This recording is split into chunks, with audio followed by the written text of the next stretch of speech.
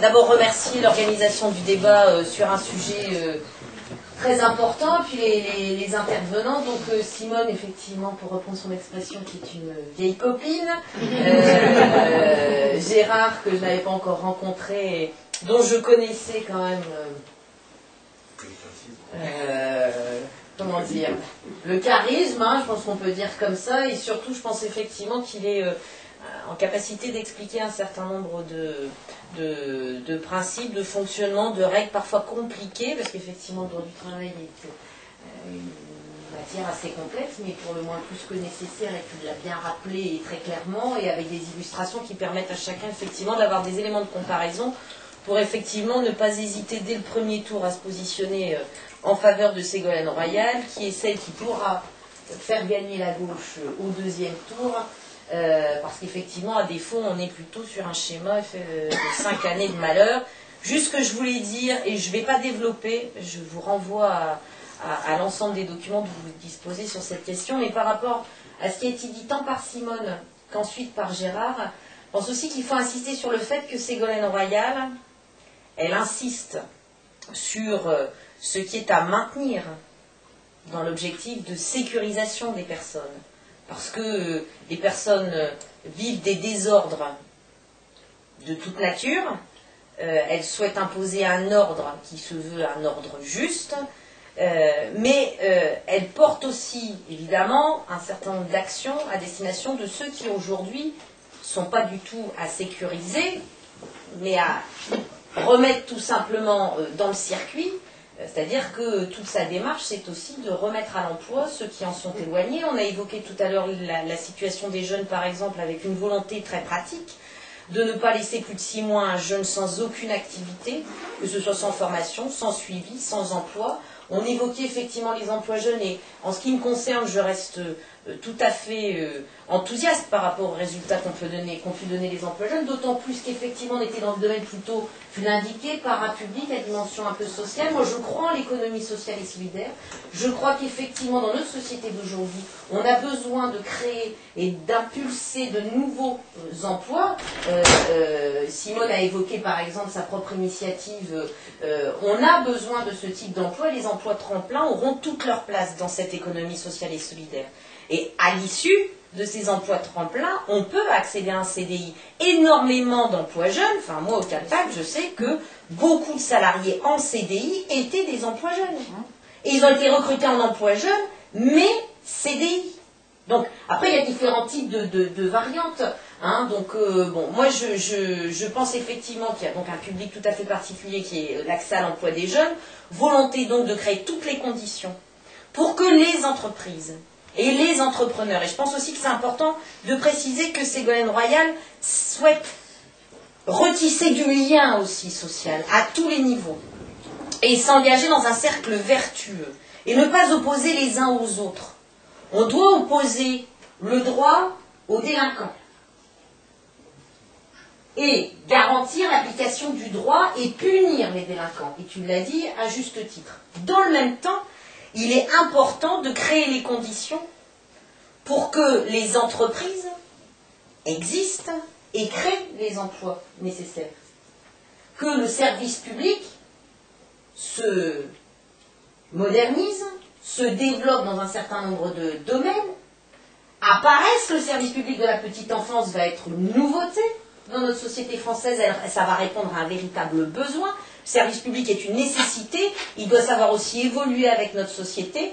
Effectivement, il répond à un besoin majeur et il est lui-même générateur d'emplois, qui ne sont effectivement pas du tout des charges, mais au contraire une vraie plus-value pour notre société. Excuse-moi d'employer le terme plus-value, qui peut-être chantonne dans tes oreilles, mais dans le sens effectivement d'une vraie plus-value sociale pour les membres de notre société. Donc, volonté de travailler pour donner les moyens de créer de l'emploi, en maximisant donc le budget recherche, par exemple, en se tournant vers l'innovation, en se tournant vers l'économie sociale et solidaire, en se tournant vers les emplois, les niches d'emplois induites par une économie qui se veut durable, et tu l'as indiqué, le logement, le bâtiment, le recours à la haute qualité environnementale et durable dans le bâtiment.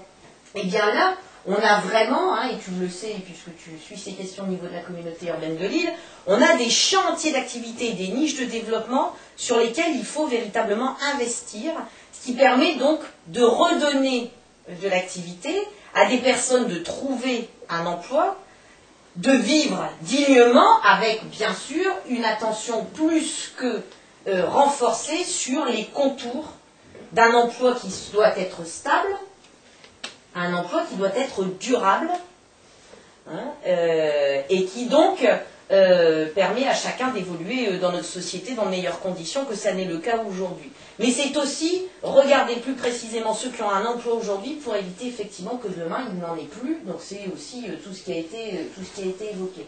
Donc simplement c'est important aussi de bien préciser que la volonté de préserver, de sauvegarder, de développer est aussi dans un chaînage global et on explique comment on fait. On explique comment on fait. Et on chiffre comment on fait.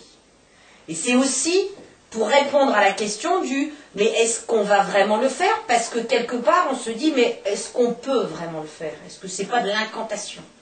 Il faut regarder plus précisément. Systématiquement, les mesures sont mises dans un contexte et on donne la façon et les moyens qu'on va mettre en place pour pouvoir mettre en œuvre donc l'ensemble de ces mesures. Et je pense que c'est important. Mais c'est vrai qu'on est dans un combat de société entre deux visions de la société, entre d'un côté une vision où on ne croit pas fondamentalement en l'homme, et c'est la liberté, la pseudo-liberté, et on sait qu'elle n'existe pas dans les mêmes conditions pour chacun d'entre nous, eh bien c'est la liberté qui prédomine, sauf que je redis, tout le monde n'a pas accès à l'illusion de cette liberté, eh bien nous croyons fondamentalement en l'homme, avec une grande tâche, hein, et je ne reviens pas aussi sur toutes les mesures par rapport aux femmes, hein, pour favoriser leur reprise d'activité. Tu l'indiquais, hein, on est sur un public qui subit la précarité et depuis trop longtemps maintenant, il y a une véritable volonté de mettre en place des dispositifs qui, pour une fois,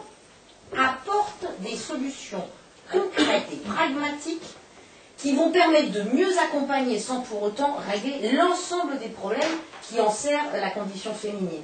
Mais véritablement, on retrouve cette préoccupation de façon transversale dans quasiment toutes les déclinaisons de ce projet. Et je pense là vraiment qu'avec beaucoup de conviction, donc regardez aussi le chaînage global de tout ça, parce qu'il y a une vraie logique et il y a des moyens qui sont mis à disposition pour parvenir donc, à la mise en œuvre de ces mesures.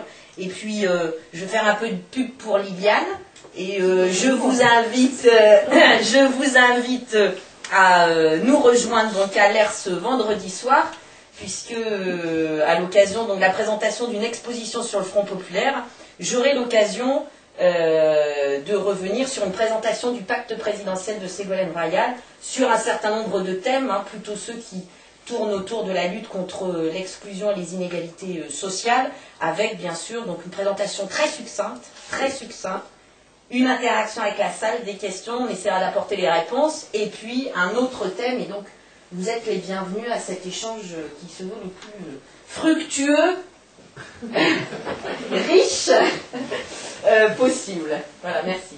Bon, c'est-à-dire